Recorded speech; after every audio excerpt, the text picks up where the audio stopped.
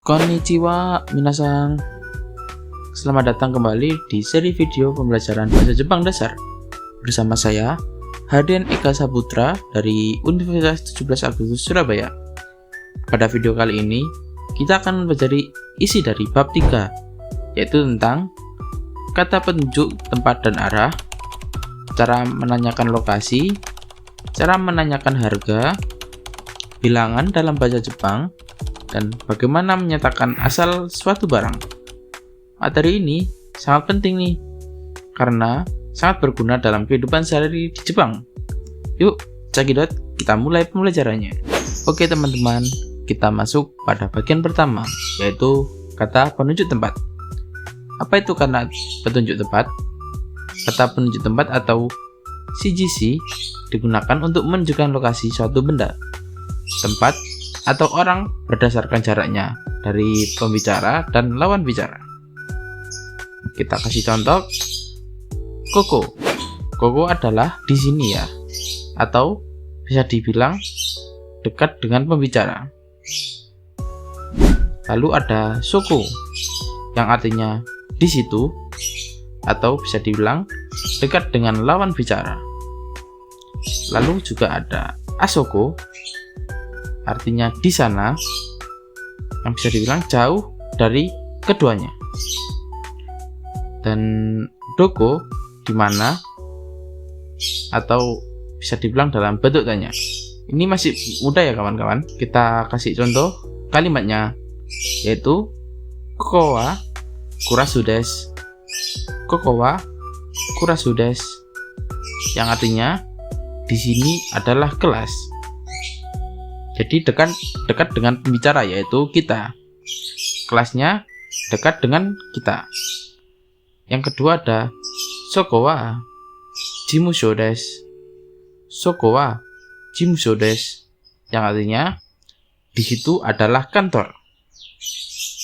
Yang artinya itu jauh dari kita tapi dekat dengan lawan bicara. Yang ketiga ada asoko wa uketsuke desu. Asoko wa uketsuke desu, yang artinya di sana adalah resepsionis. Yang artinya uketsuke itu pasti jauh dari pembicara dan jauh dari lawan bicara.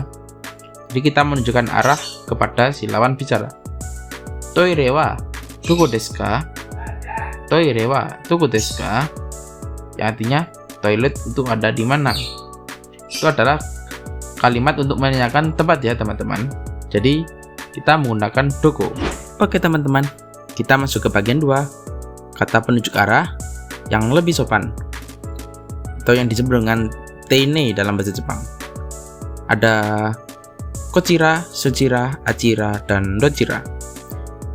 Dalam situasi formal, seperti saat berbicara dengan orang yang lebih tua ya, atau di tempat kerja, gunakan bentuk yang lebih sopan dari koko, soko, asoko, yaitu ada kochira, yang artinya arah sini, sama seperti koko. Lalu ada sochira, yang artinya arah situ, atau yang sama seperti soko. Lalu ada achira, arah sana, atau asoko kalau bahasa lebih santainya.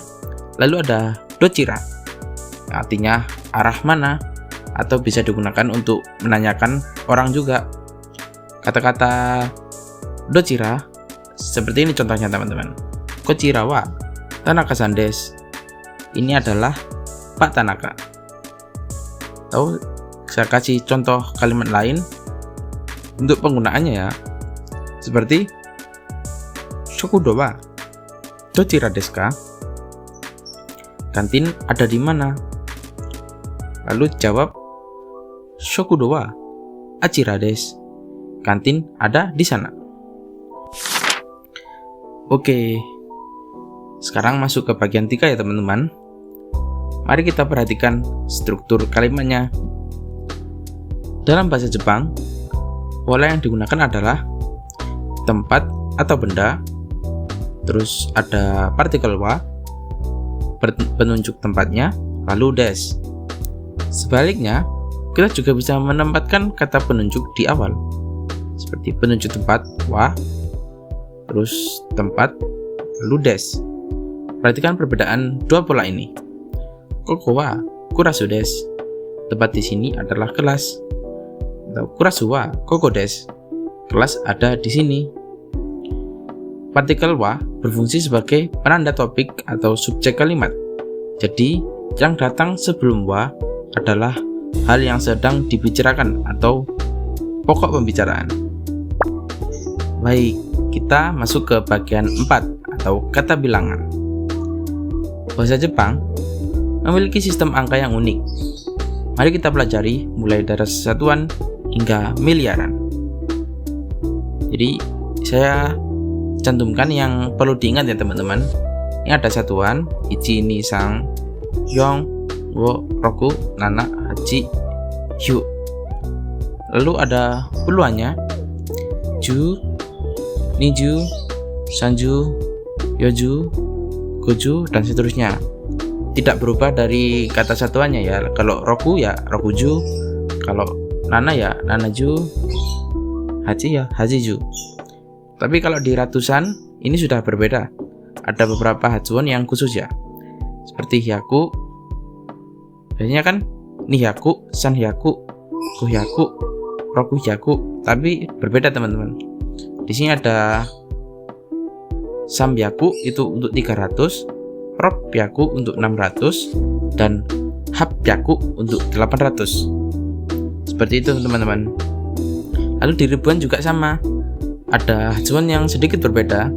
Ada di sanzen dan hasen. Tidak seperti yang lainnya ya. Lalu kita ke ratusan ribu dan seterusnya.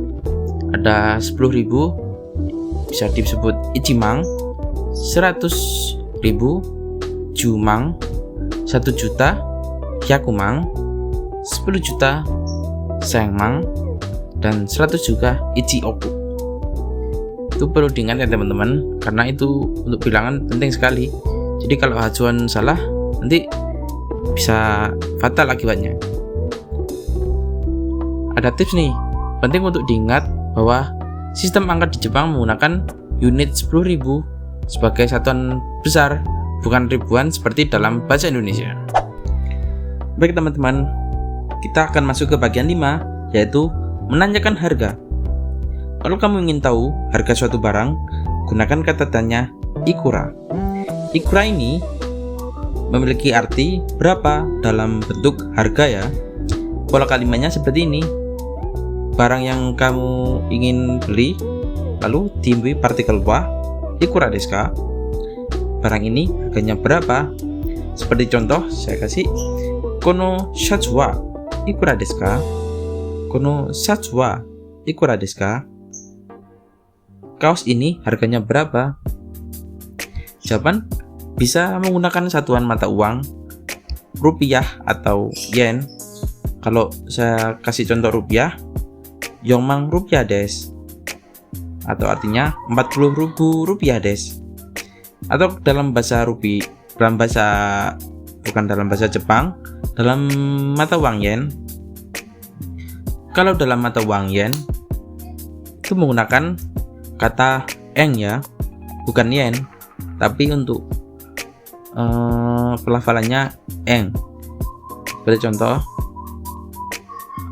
rokuseng hapyaku eng des. Rokuseng hapyaku eng des. Bukan rokusen hapyaku yen des. Bukan seperti itu ya teman-teman, tapi menggunakan eng.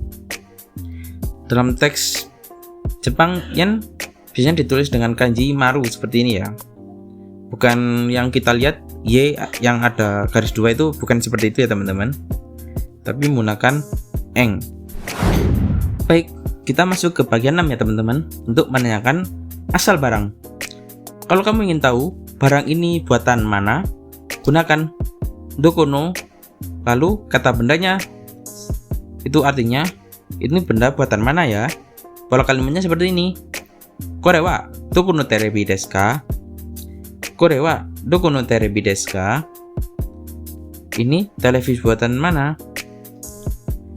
Untuk jawabannya, kalian bisa jawab seperti ini teman-teman.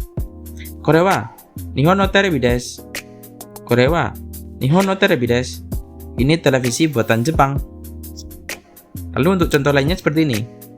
Korewa, Sony no terebi desu. Korewa, Sony no terebi desu. Ini televisi buatan Sony. Untuk partikel no, menjelaskan kepemilikan atau asal-usul. Lalu kita masuk ke bagian 7, tabel ringkasan kosakata dan tips tambahan. Agar lebih mudah mengingat, yuk kita rangkum dalam tabel. Seperti ini teman-teman, untuk diingat ya. Otsukaresama sama deshita minasang. Sekarang kamu sudah bisa menunjukkan tempat dan arah dengan tepat, menanyakan, menyebutkan harga, menggunakan angka Jepang sampai jutaan, dan menyatakan asal barang. Latihan terus ya, dan coba aplikasikan di kehidupan sehari-hari, misalnya saat menonton anime, membaca katalog Jepang, atau saat liburan Jepang nanti. Sampai jumpa di bab berikutnya. Ya, mata aimasho.